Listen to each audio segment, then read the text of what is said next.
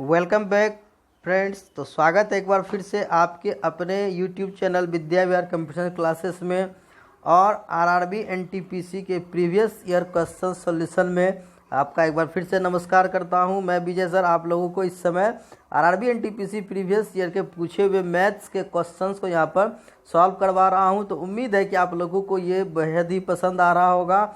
और मैं साथ ही ये भी बात बता दूं कि जो प्रीवियस ईयर क्वेश्चंस होते हैं वो काफ़ी उसकी इम्पोर्टेंस होती है, क्योंकि इससे आपको एक जो एग्ज़ाम्स की पैटर्न होती है वो तो पता चल ही जाती है और ये भी पता चलता है कि क्वेश्चंस किस तरफ जा रही है।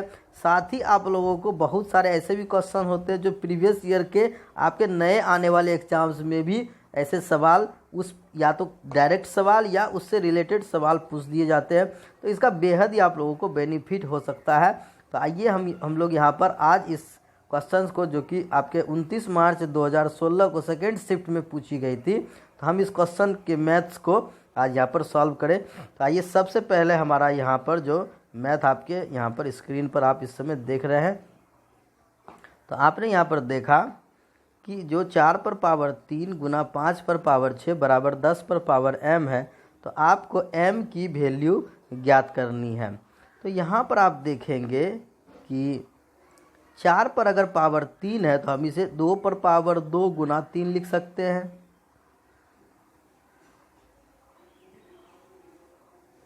क्योंकि पावर पर जो पावर होती है वो मल्टीप्लाई हो जाती है और आपके 5 पर पावर 6 है तो बराबर आपके टोटली 10 पर पावर m हो गए। तो आप यहाँ देखेंगे कि आपके 2 पर भी पावर 6 है और इंटू 5 पर भी पावर 6 है तो बराबर 10 पर पावर m।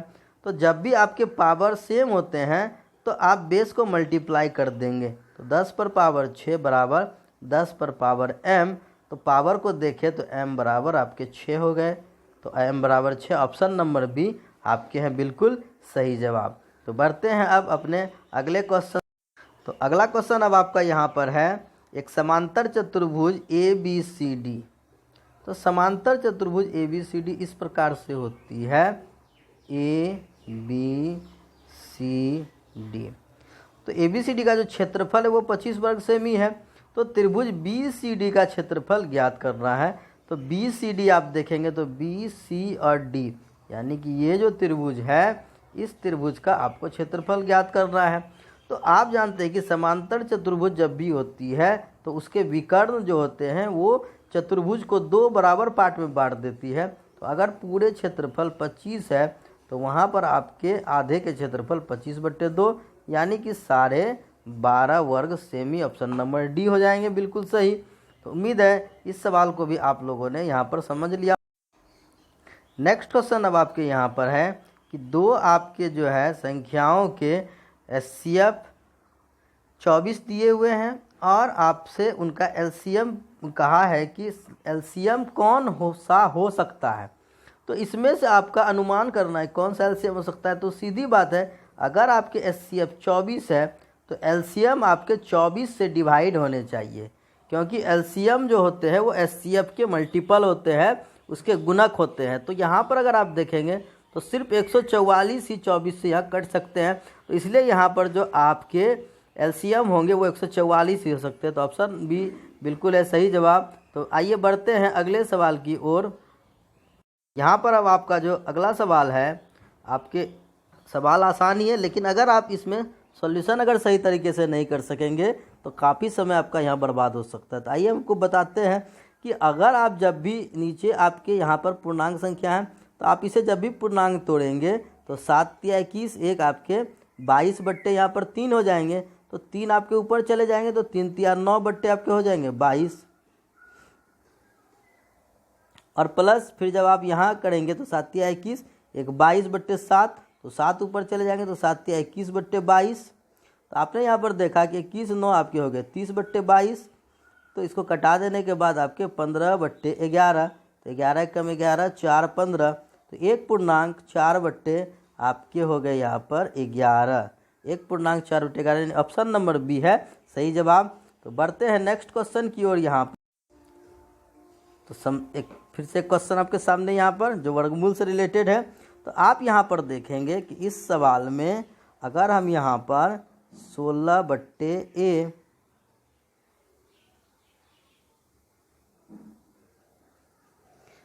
और आप जब इसे सॉल्व करेंगे रूट अंदर 0.25 तो इसकी वर्गमूल 0.5 हो जाएगी। तो क्रॉस मल्टीप्लिकेशन करने के बाद a बराबर 16×5 तो 0 पॉइंट आपके हो जाएंगे 8, सॉरी यहाँ पर 16×5 यानी कि आपके 8 पॉइंट हो जाएंगे 0। तो आप इसके आंसर 8 होने चाहिए, लेकिन यहाँ क्योंकि ऑप्शन में यहाँ पर नहीं है तो आप यहाँ देख रहे हैं कि आपको एक नोट भी दी गई है कि for this question discrepancy is found in questions so that is question is ignored for all candidates. यहाँ जो है आपके डिस्क्रिपेंसी के कारण ये सभी कैंडिडेट्स के लिए इस क्वेश्चन को इग्नोर कर दिया गया था। तो ये क्वेश्चन थे आपके गलत। तो बढ़ते हैं अगले क्वेश्चन।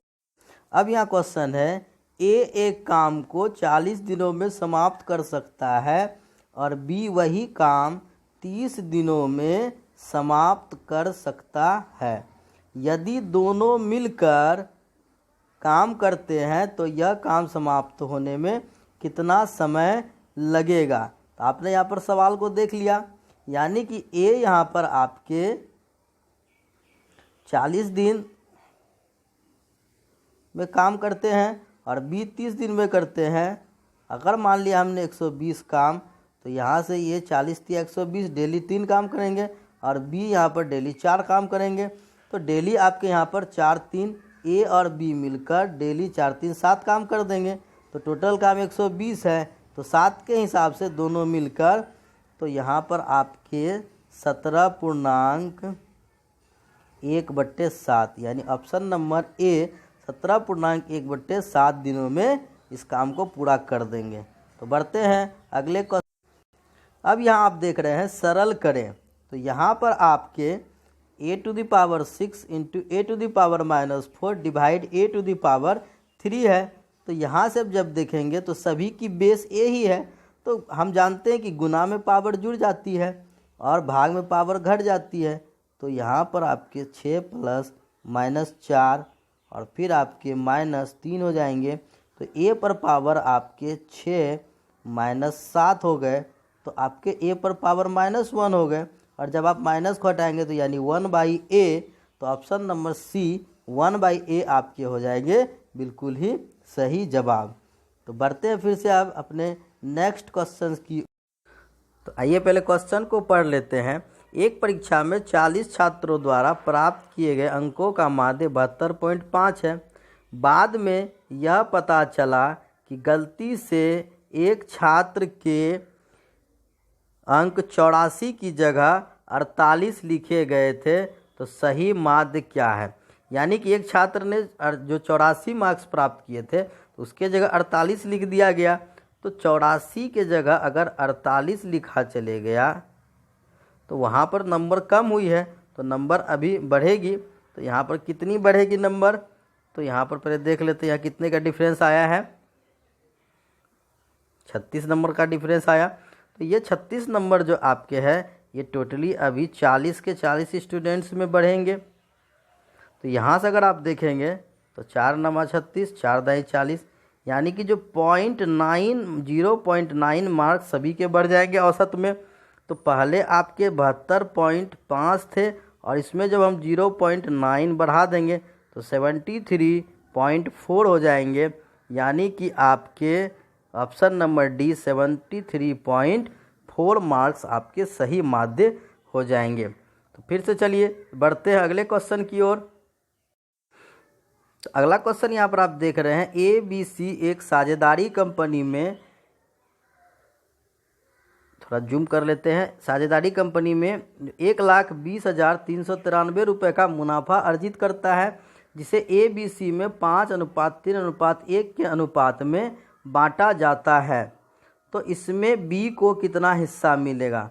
तो ये अनुपात का सवाल है। सीधे तौर पर आप यहाँ पर जानते हैं कि जो अनुपात है आपके वो आपको किस अनुपात में यहाँ पर बांटनी है धन को, तो वो आपको यहाँ बांटनी है आपके 5:3:1 में बांटनी है।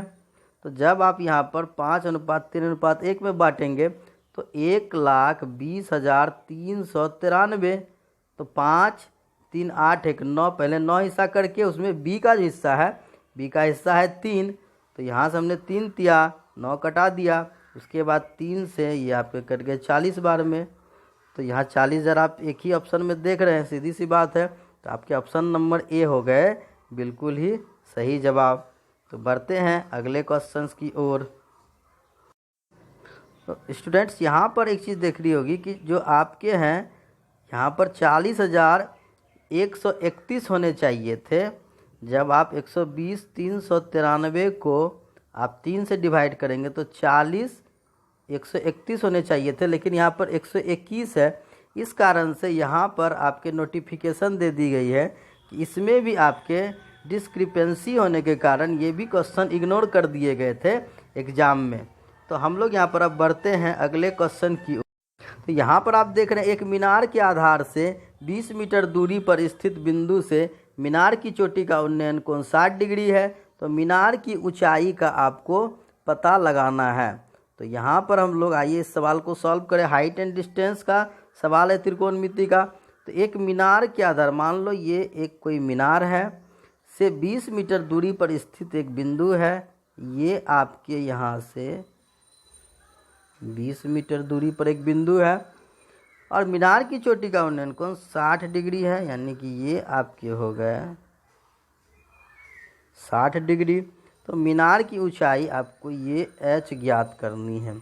तो आप जानते हैं कि जो tan 60 डिग्री होती है, तो tan 60 डिग्री की वैल्यू आपकी हो जाती है √3, यानी कि √3/1।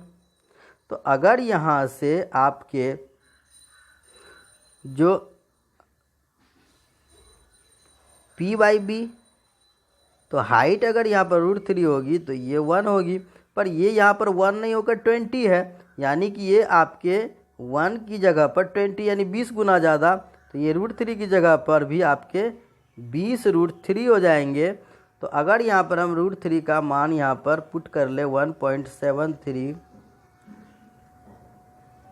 तो आपके यहाँ पर हो जाएंगे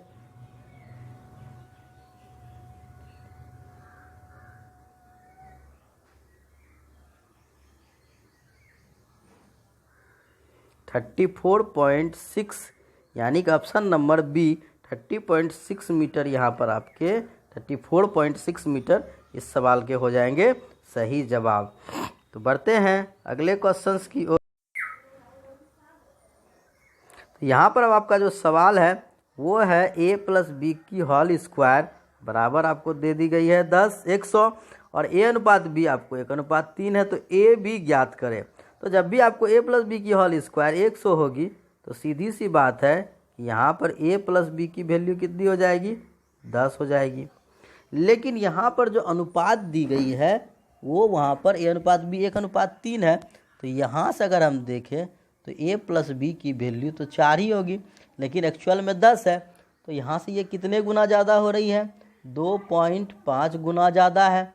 तो यहाँ पर ये भी 1 नहीं होकर आपके 2.5 हो जाएंगे और b की जो वैल्यू है वो 3 नहीं होकर 25 या 75 यानी 7.5 हो जाएंगे। तो a b यानी दोनों को मल्टीप्लाई करेंगे तो आपके 18.75 यानी ऑप्शन नंबर सी हो जाएंगे बिल्कुल सही जवाब। तो बढ़ते हैं अगले क्वेश्चंस की ओर।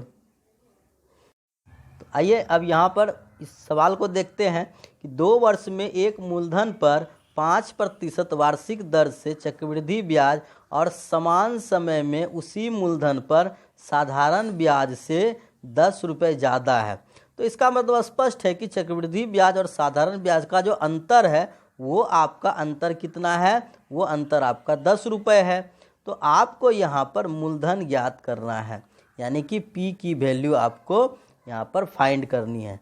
तो जब भी आप देखेंगे मूलधन ज्ञात करना है तो जो अंतर होते हैं 2 साल में वो अंतर आपके PR² बट्टे 100 स्क्वायर के बराबर हो जाती है। तो यहाँ पर अंतर आपको 10 दी गई है, P की वैल्यू फाइंड करनी है, रेट यहाँ पर 5 है और आपके नीचे 100 × 100। तो डायरेक्ट आप इसे कटा लेंगे 5 से 20 बार में, 5 से यहाँ 20 बार में, तो 20 × 20 400 दहाई आपके 4000, यानी कि ऑप्शन नंबर सी हो जाएंगे इस सवाल के सही जवाब। तो 4000। तो इस सवाल में आप देख रहे हैं कि दो नंबरों का जो अनुपात है वो 7:12 है। यदि दोनों अनुपात में 7 जोड़ दिया जाए तो 7:11 हो जाता है। तो छोटी संख्या ज्ञात करें। तो आइए यहाँ पर हम लोग सबसे पहले देखें कि जो अनुपात शुरू में है वो आपके हैं 7:12, और जब दोनों में हम 7 जोड़ देते हैं तो वो आपके हो जाते हैं 7:11। तो यहाँ से हम अगर देखें तो इसमें जो डिफरेंस है वो आप 7×5=12, ये 5 का है, और यहाँ 7×4=11। तो हम इसमें जो 4 का डिफरेंस नीचे है तो उसे हम ऊपर गुना करेंगे, और जो 5 का डिफरेंस ऊपर है उसे हम नीचे गुना करेंगे। तो आपके हो जाएंगे अनुपात 7×4=28, 12×4=48, 7×5=35, और आपके 11×5 आपके हो जाएंगे 55। तो यहाँ जब आप देखेंगे 28 7 35 और 48 7 55, तो यहाँ पर जब 28 से 35 हुए तो कितने हमें यहाँ जोड़ने पड़े? 7। तो 7 की वैल्यू यहाँ पर 7 ही है, क्योंकि हमने 7 ही जोड़ा है। तो 7 की वैल्यू 7। तो यहाँ पर जो आपके पूछी जा रही छोटी संख्या, तो छोटी संख्या आपकी कौन है? 28 है। तो 28 की यानी वैल्यू हो जाएगी 28। तो छोटी संख्या आपकी हो जाएगा 28। ऑप्शन नंबर बी आपके हो जाएंगे बिल्कुल सही जवाब। तो बढ़ते हैं अगले क्वेश्चन की ओर। तो ए और बी की आयु का अनुपात 1:2 है। 7 वर्ष बाद उनकी आयु का अनुपात 3:5 हो जाएगा। उनकी वर्तमान आयु ज्ञात करें।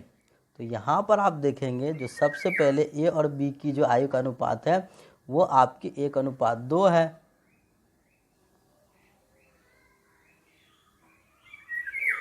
और उसके बाद ये बाद में कितने हो जाते हैं? 3:5 हो जाते हैं। तो यहाँ भी हम देखें डिफरेंस यहाँ 2 की है और यहाँ डिफरेंस 1 की है। तो यहाँ पर हम लोग जो 2 है इसमें मल्टीप्लाई कर लेंगे और 1 को मल्टीप्लाई इसमें कर देंगे। तो ये आपके हो जाएंगे 2 × 1 = 2 और 2 दूनी आपके 4, और 1 से मल्टीप्लाई करेंगे तो आपके यहाँ पर उतने ही रह जाएंगे। तो आप यहाँ देखेंगे कि 2 से 3 और 4 से ये 5 हो गया। तो 2 से 3 होने में कितने वर्ष हुए? 7। यानी 1 की वैल्यू आपकी कितनी है? 7 है। तो उनकी आयु ज्ञात करनी है, यानी कि उनकी वर्तमान आयु 1 की 2 हो गए। तो 2 की वैल्यू आपके 7 दूनी 14 और 4 की वैल्यू 7 × 4 = 28, यानी कि 14 साल और 28 साल। ऑप्शन नंबर आपके ए हो गए बिल्कुल ही सही जवाब। अगला क्वेश्चन। तो इस सवाल में आपके लिए एक चार्ट दी गई है जो कि आपके बार ग्राफ हैं। तो यहाँ पर आप देखेंगे इस डंडा लेख में दी गई है कि निम्नलिखित चार्ट कक्षा के छात्रों द्वारा खेले गए खेलों को दर्शाता है। यदि 165 छात्र डी खेल खेलते हैं तो विद्यालय में छात्रों की कुल संख्या कितनी है? तो आइए अब इस सवाल में पहले याद देखें कि जो यहाँ पर 165 छात्र जो है वो डी खेल खेलते हैं। तो यहाँ 165 छात्र डी खेल खेल रहे हैं। तो ये ए बी सी और डी, तो डी खेल को देखें तो ये कितने परसेंट है? 15%। तो 15% जो आपके हैं वो 15% कितने के बराबर है? वो आपके 165 के बराबर है। तो यहाँ पर जब आप इसे कटा लेंगे तो 15 से ये आपके कट जाएंगे 11 बार में। तो 1% की वैल्यू 11, यानी कि 100% की वैल्यू आपकी हो जाएगी 1100। तो आप यहाँ पर देखेंगे कि आपके 1100 ऑप्शन नंबर ए हो गए बिल्कुल ही सही जवाब 1100। तो बढ़ते हैं अब हम यहाँ अगले सवाल की ओर कि एक दुकानदार अपने सामान पर क्रय मूल्य से 25% अधिक मूल्य अंकित करता है और अंकित मूल्य पर 25% की छूट देता है। तो कुल लाभ या हानि कितने प्रतिशत का होता है? तो अगर हम किसी चीज़ के मूल्य को पहले 25% बढ़ा दें और फिर हम वहाँ से 25% घटा लें तो क्या होगा? तो 25% आपके हो जाते 1/4। तो अगर हमने पहले इसके मूल्य को 4 से 5 कर लिया, यानी कि इसमें हमने 1 बढ़ा दिया, फिर बेचते समय हमने इसके मूल्य को 25% डिस्काउंट दिया, यानी 4 से 3 कर दिया। तो अगर वो वस्तु 16 रुपये की थी तो 15 रुपये में ही बिकेगी, यानी 1 रुपये का यहाँ पर लॉस हो गया। तो यानी कि 1/16। तो 1/16 होते हैं वो आपके कितने परसेंट हो जाएंगे? 4 चौक 16, 4 से 25 बार में, तो 25/4 यानी 6.25%। तो 6.25% पर यहाँ किसी भी ऑप्शन में नहीं है। तो यहाँ हम देखते हैं कि फॉर दिस क्वेश्चन डिस्क्रिपेंसी यहाँ भी हो गई है, तो इसके कारण यहाँ पर ये सवाल का ऑप्शन इसमें नहीं है। बढ़ते हैं अपने नेक्स्ट क्वेश्चन की ओर।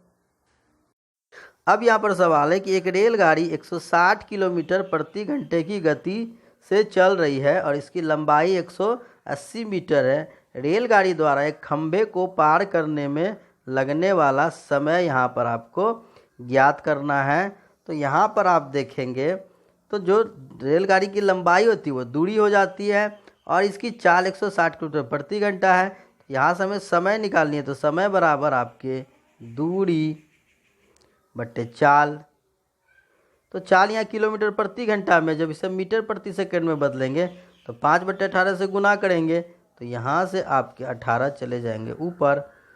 तो यहाँ पर आपने देखा 0 0 यहाँ पे हम कटा देंगे और इसके बाद आपके 2 8 16, 2 9 18, फिर यहाँ पे 2 चौके 8, 2 9 18, तो यहाँ से आपके हो जाएंगे 4 9 9 81/20। तो 81/20 को जब आप सॉल्व करेंगे तो आपके हो जाएंगे 4.05 सेकेंड आ जाएंगे। तो ये समय आपको खंभे को पार करने में ट्रेन के द्वारा लगेगा। बढ़ते हैं नेक्स्ट क्वेश्चन की ओर। अब इस सवाल में आप देख रहे हैं कि निम्नलिखित आंकड़े का बहुलक आपको दे दिया गया है। निम्नलिखित आंकड़े का जो बहुलक है, बहुलक 52 है, तो x का मान ज्ञात करना है। तो बहुलक वो होता है जो आपके किसी आंकड़े में सबसे अधिक बार आया हो। तो यहाँ पर आप देखेंगे तो जैसे कि 52 52, तो 52 ही बहुलक है। और यहाँ पर आपके जो 56 और 56 भी 2 बार हैं। तो जब यहाँ पर 52 बहुलक है तो इसका मतलब ये जो आपकी एक वैल्यू x-3 है वो आपके वहाँ पर कितने होने चाहिए, 52 होने चाहिए, तभी 52 बहुलक हो पाएगी। तो इसलिए x की वैल्यू 52 और 3 क्या हो जाएगी, 52 और 3 हो जाएंगे 55। तो x की वैल्यू यानी कि 55 हो जाएगी। तो 55 - 3 52, तो 52 बार बार रहने से 52 बहुलक हो जाएगी। तो बढ़ते हैं नेक्स्ट क्वेश्चन की ओर। इस सवाल में यहाँ पर जो x जो है वो बराबर प्लस बताई गई है। x प्लस की वहाँ पर जो है इंडिकेशन है, y गुना की इंडिकेशन है और z वो माइनस की इंडिकेशन है। तो यहाँ पर आप इक्वेशन में गुना के जगह पर हो जाएगी प्लस, सॉरी x के जगह प्लस, 4y के जगह पर आपके हो जाएंगे मल्टीप्लाई और इंटू और z के जगह पर -9। तो ये एक तरह का बोर्ड मास हो गया। तो जब आप देखेंगे मल्टीप्लाई काम हम पहले करते हैं बोर्ड मास में, तो 3 + 8 - 9, तो 11 - 9 बराबर आपके हो जाएंगे 2। यानी कि यहाँ पे भी आपके कोई ऑप्शन यहाँ पर नज़र नहीं आ रहे हैं। तो इसका मतलब इस सवाल में भी प्रॉब्लम है। यहाँ पर आपके एक ऑप्शन नहीं आ रहे हैं, इस सवाल में भी प्रॉब्लम है। पर आप लोग यहाँ पर जो आपकी एक्चुअल वैल्यू 2 है वो आप निकाल लिया, तो आपके हिसाब सही होने चाहिए। तो बढ़ते हैं अगले सवाल की ओर। यहाँ आपने देखा सरल करें, तो यहाँ पर आपको दी गई है 8.1/3। तो यहाँ पर आप 38 24 1, ये आपके हो जाएंगे 25/3। फिर गुना 4 5 20 1, 21 बट्टे हो गए 5। और जब यहाँ पर 4 5 20 21/4, लेकिन आप जब गुना करेंगे तो ये आपके 4/21 हो जाएंगे। भाग को गुना में बदलने पर अंक अदल बदल हो जाते हैं। तो 21 यहाँ पर कट गए, 5 से ये आपके 5 बार में कट गए। तो 5 चौके 20 बट्टे हो गई 3, तो 6 × 18 2 20, 6.2/3 ऑप्शन नंबर डी हो गए इस सवाल के सही जवाब। बढ़ते हैं अगले सवाल की ओर। तो यहाँ पर अब सवाल आप देख रहे हैं कि यदि x% का 15% बराबर 1.2% है तो x का यहाँ पर वैल्यू निकालना है। तो सबसे पहले यहाँ पर हम लोग क्या करेंगे कि जब भी आपके परसेंट आपके एक साइड से आप कटा लेंगे, तो x% का 15 या फिर x का 15%, दोनों बात एक ही होती है। तो x का 15% बराबर अब हो गए 1.2। तो 15% की वैल्यू 1.2 हो गई। तो यहाँ से अगर हम इसे 15% की वैल्यू कितनी है 1.2 है। तो अगर हम 3 से घटा लें तो 3 पचे 15, 3 चौके 12, यानी कि जो 5% की वैल्यू आपकी 4 हो गई। तो अगर हम देखें 100% करेंगे 20 से गुना, तो यानी कि इसमें गुना 20 करेंगे तो यहाँ भी हमें गुना 20 करनी होगी। तो 100% 20 चौके 80 यानी 8.0, तो यानी 100% x की वैल्यू यहाँ पर 8 हो जाएगी। Option number C 8। तो बढ़ते हैं फिर से अगले क्वेश्चन की ओर। तो 3,480 रुपये की साइकिल बेचकर 20% लाभ कमाता है, तो क्रय मूल्य ज्ञात करें। तो यहाँ पर आपने देखा कि 3,480 रुपये की साइकिल बेचने से 20% लाभ होता है। तो जो आपके 20% होते हैं वो आपके होते हैं 1/5। यानी कि अगर आपने कोई चीज़ को 5 रुपये में खरीदी है तो उसे आप 6 रुपये में बेच रहे हैं, लेकिन आप यहाँ 6 रुपये में नहीं बेचकर इसे आपने कितने में बेचा है 3,480 रुपये का बेचा है। तो कितने गुना हो जाएंगे ये आपके, तो 6 पंचे 30, 6 अट्ठे 48, 580 गुना। तो जब आप 580 गुना को 5 से करेंगे तो इसमें आपके 2900, 580 गुना 5 यानी कि क्रय मूल्य जो हो जाएगा वो आपके 2900 हो जाएंगे। तो बढ़ते हैं फिर से हम लोग नेक्स्ट क्वेश्चन की ओर। तो यहाँ पर एक सीढ़ी एक इमारत के सहारे खड़ी है।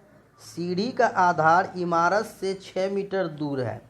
सीढ़ी इमारत पर 14 मीटर की ऊंचाई तक पहुँचती है। तो सीढ़ी की लंबाई का पता यहाँ पर आपको लगाना है। तो आइए यहाँ पर हम लोग इस सवाल में, चूँकि यहाँ भी पहले हम लोग देख रहे हैं कि डिस्क्रिपेंसी दी हुई है तो सवाल का इसमें जवाब नहीं है, लेकिन हम लोग इस सवाल को एक बार सॉल्व कर लेते हैं। एक सीढ़ी इमारत के सहारे खड़ी है, मान के चलो ये यहाँ पर एक इमारत हो गई और ये इस तरह से एक सीढ़ी यहाँ पर इसे खड़ी है। तो जो सीढ़ी का आधार है वो इमारत से 6 मीटर की दूरी पर है, ये आपके 6 मीटर की दूरी पर हो गए। और सीढ़ी इमारत पर 14 मीटर की ऊंचाई तक पहुंचती है, यानी ये जो ऊंचाई है वो आपके 14 मीटर है। तो सीढ़ी की ऊंचाई का पता लगाना है। तो यहाँ पर जब भी आप सीढ़ी की ऊंचाई का पता लगाएंगे तो यहाँ पर आपको विकर्ण निकालना है। तो विकर्ण जो आपके होंगे √L² + B², तो यानी कि 14 के स्क्वायर आपके हो जाते हैं 196 और प्लस आपके 6 के स्क्वायर हो जाएंगे 36। तो यहाँ पर आपके जो हो जाएंगे टोटली 232 हो जाएंगे। तो यहाँ पर आपके जो ऑप्शन में है, क्योंकि इसका एक्यूरेट आपका वर्गमूल नहीं निकलेगा तो इसलिए यहाँ पर इसमें डिस्क्रिपेंसी दी हुई है। तो इसे आप सॉल्व करके यहाँ पर जो एक्चुअल आंसर है वो आप प्राप्त कर लीजिएगा। तो बढ़ते हैं नेक्स्ट क्वेश्चन की ओर। तो यहाँ पे आपने देखा कि एक वृत्त की सबसे बड़ी जो जीवा है की माप है 10 सेमी और सबसे छोटी जीवा की माप है 4 सेमी। तो वृत्त की त्रिज्या ज्ञात करनी है। तो यहाँ पर आप देख रहे हैं कि वृत्त की सबसे बड़ी जीवा दे दी गई है और वृत्त की सबसे छोटी जीवा दे दी गई है। तो यहाँ पर चूँकि वृत्त की सबसे बड़ी जीवा व्यास हो जाती है, तो चूँकि ये लॉजिकल सवाल है बच्चों को कन्फ्यूज करने के लिए दी गई है, तो सबसे बड़ी जीवा यानी व्यास। तो जब आपके D 10 सेमी दे दी गई है तो आपके R क्या हो जाएंगे, R हो जाएंगे 10/2 यानी कि 5 सेमी। तो 5 सेमी आपके ऑप्शन नंबर बी हो गए बिल्कुल सही जवाब। तो चलते हैं नेक्स्ट क्वेश्चन। तो यहाँ पर जो आप सवाल देख रहे हैं, नीचे दी गई तालिका का संदर्भ लें और निम्नलिखित प्रश्नों के उत्तर दीजिए। तो पुरुष प्रतिभागियों की संख्या कुल प्रतिभागियों की आधी है और अभिनय के क्षेत्र में केवल पुरुष प्रतिभागी हैं। तो यहाँ पर सबसे पहला जो क्वेश्चन है आपका कि महिला प्रतिभागियों की कुल संख्या कितनी है। आपको यहाँ महिला प्रतिभागियों की कुल संख्या निकालनी है। तो यहाँ पर आपको सबसे पहले इस चीज़ को यहाँ पर देखना है कि आपके जो अभिनय के क्षेत्र में केवल पुरुष प्रतिभागी हैं, यानी कि यहाँ जो है इसमें इस 96 में आपके महिला तो है ही नहीं।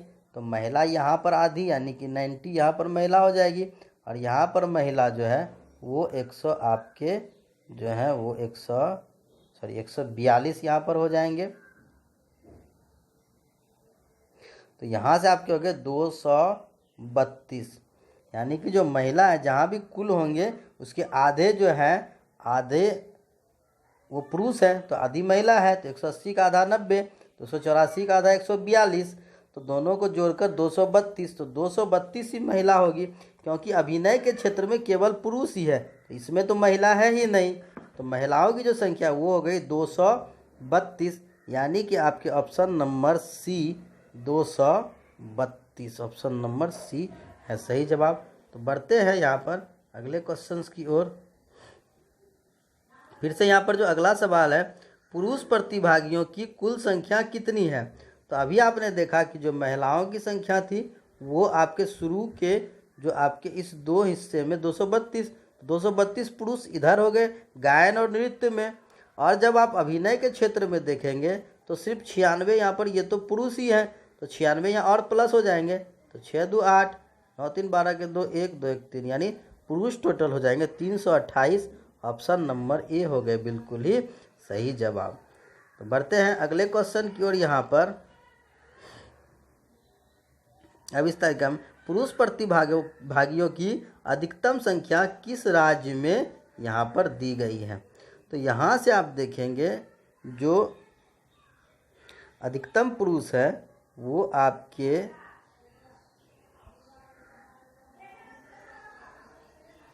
पंजाब में अगर आप देखेंगे तो आपके यहाँ पर 30 पुरुष, और यहाँ पर आपके नृत्य में 45 और अभिनय में यहाँ पर 40, तो 40 से 70 और 70 और 45 आपके हो जाएंगे 30, 45 और 40, तो 70 और 45 आपके हो जाएंगे 170 और 45 आपके 115। पश्चिम बंगाल की बात करें तो यहाँ पर आपकी जो है 23, 37 और आपके 20, यानी कि 60 20 80। और केरल की बात करें तो 74 में से आपके हो जाएंगे 37 और 60 और 36, तो यहाँ पर आपके हो गए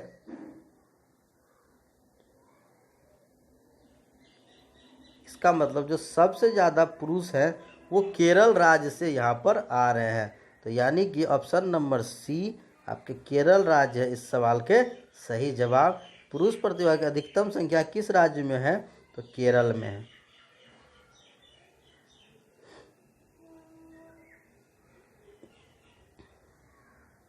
आइए अब इस सवाल को यहाँ पर देखते हैं कि यहाँ पर चावल के 3 ढेर हैं जिनका वजन 120 किलो, 144 किलो और 204 किलो है। एक बैग की अधिकतम क्षमता ज्ञात करें ताकि प्रत्येक ढेर के चावल को बैग की सटीक संख्या में पैक किया जा सके। तो जब भी इस तरह के सवाल हो तो यहाँ पर आपको एचसीएफ निकाल देनी है, तो 120, 144 और 204। तो यहाँ पर सबसे पहले हम 144 और 120 की अगर डिफरेंस देखेंगे तो वो आपकी हो रही है 24, और जब यहाँ पर हम लोग 144 और 204 की डिफरेंस देखेंगे तो वो आपकी हो जाएगी 60। तो 24 और 60 आपस में नहीं कट रहे हैं, तो 24 और 60 की जो यहाँ पर एचसीएफ हो जाएगी वो 12 हो जाएगी, तो जो डिफरेंस का एचसीएफ होगा वो ही इस पूरे का एचसीएफ, यानी कि ऑप्शन नंबर ए आपके हो जाएंगे 12, यानी कि जो बैग है उसकी अधिकतम क्षमता 12 केजी होनी चाहिए, तो इसमें से सभी चावल को पूरी तरह से पैक किया जा सकता है। बढ़ते हैं अगले सवाल की ओर। सवाल यहाँ पर देख रहे हैं आप, यदि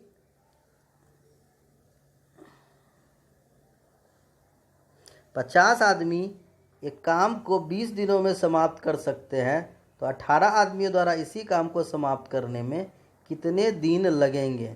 तो 50 आदमी काम को 20 दिन में समाप्त कर सकते हैं तो 18 आदमियों द्वारा कितने दिन लगेंगे। तो यानी कि जब 50 आदमी 20 दिन में समाप्त करते हैं तो यानी 50 गुना 20 काम है वहाँ पर।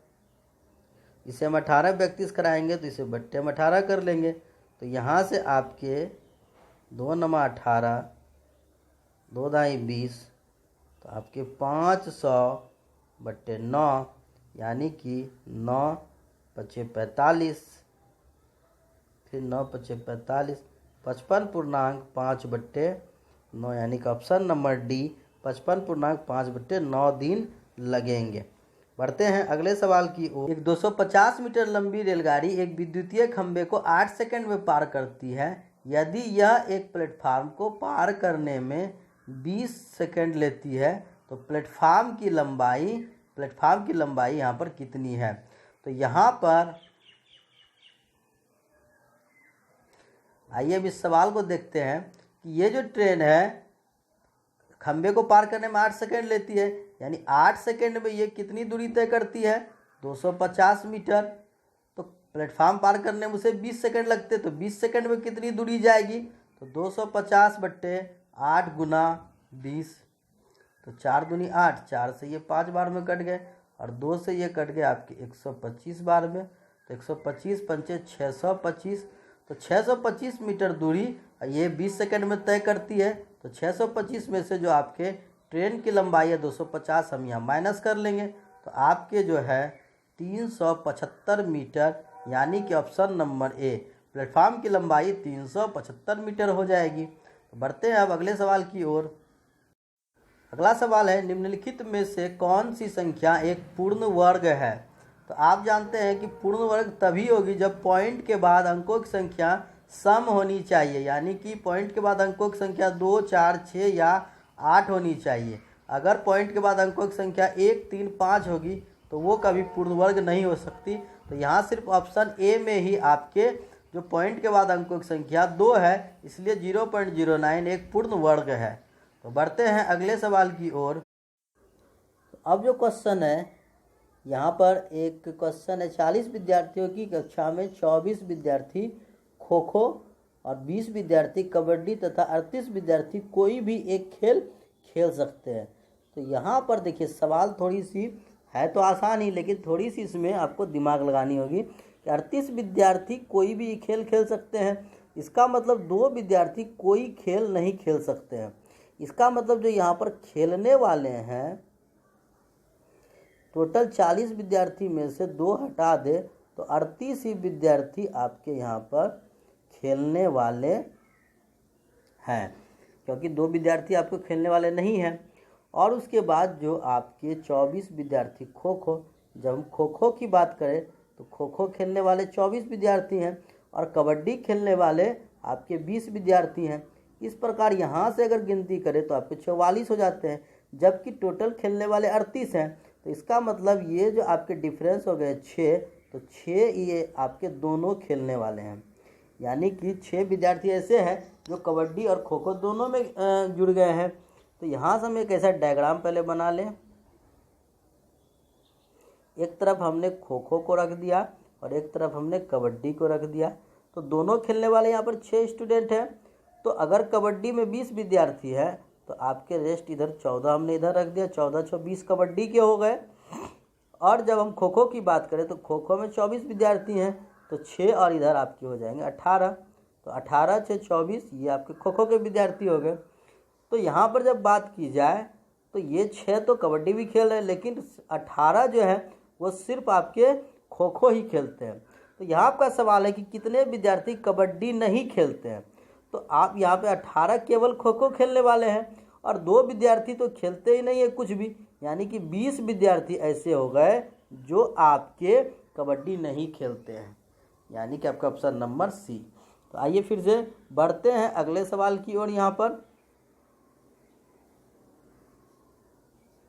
तो यहाँ से आपका सवाल है कितने विद्यार्थी यहाँ पर दोनों खेल खेल सकते हैं? तो अभी हमने इसे फाइंड कर लिया, कितने विद्यार्थी दोनों खेल खेल सकेंगे? 6 विद्यार्थी दोनों खेल खेलते हैं। उसके बाद आइए फिर से चलते हैं नेक्स्ट क्वेश्चन की ओर। तो यहाँ पर इसी डाटा से कितने विद्यार्थी कोई भी खेल नहीं खेलते हैं? तो सीधी सी बात है कि 38 विद्यार्थी वहाँ पर कोई एक खेल खेलते हैं, तो 2 विद्यार्थी कोई खेल नहीं खेल रहे, तो ऑप्शन नंबर डी हो गए बिल्कुल सही जवाब। तो यहाँ पर आपके ये पूरे तीनों सवाल यहाँ पर हो गए सॉल्व।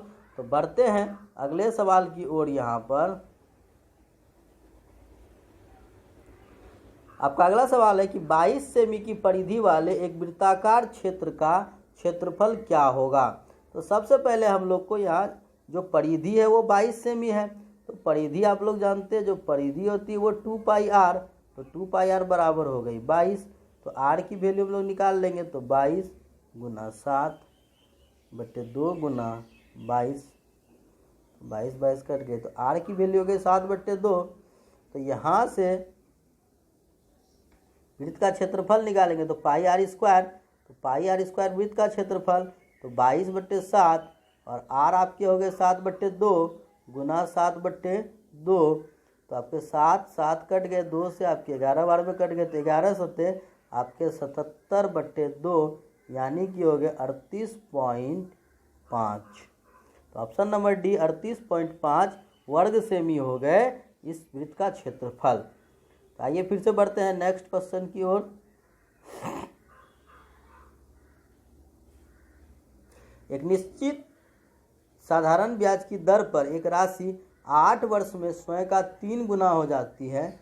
समान ब्याज दर पर इसी राशि का 5 गुना होने में कितना समय लगेगा। तो यहाँ पर आपने देखा कि साधारण ब्याज की दर है, 8 वर्ष में 3 गुना हो जाता है।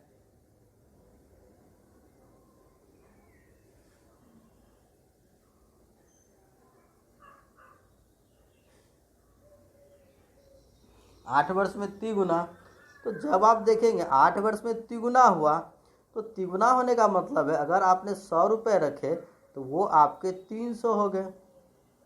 तो 300 हो गए, तो यहाँ पर आपके टोटल कितने बढ़े, 200 बढ़े। तो 200 बढ़े वो समान राशि पे, तो 200 बढ़ने में आपको 8 वर्ष लगे, यानी कि आपको, और अगर 200 यहाँ 5 गुना यानी 100 से यहाँ पर बात की जा रही है 500 होने की, यानी 5 गुना, तो और यहाँ पर 200 और बढ़ना है, तो 200 बढ़ने में अगर 8 साल लगे तो और 200 बढ़ने में और 8 साल, यानी 8 आपके टोटल 16 साल लग जाएंगे 5 गुना होने में।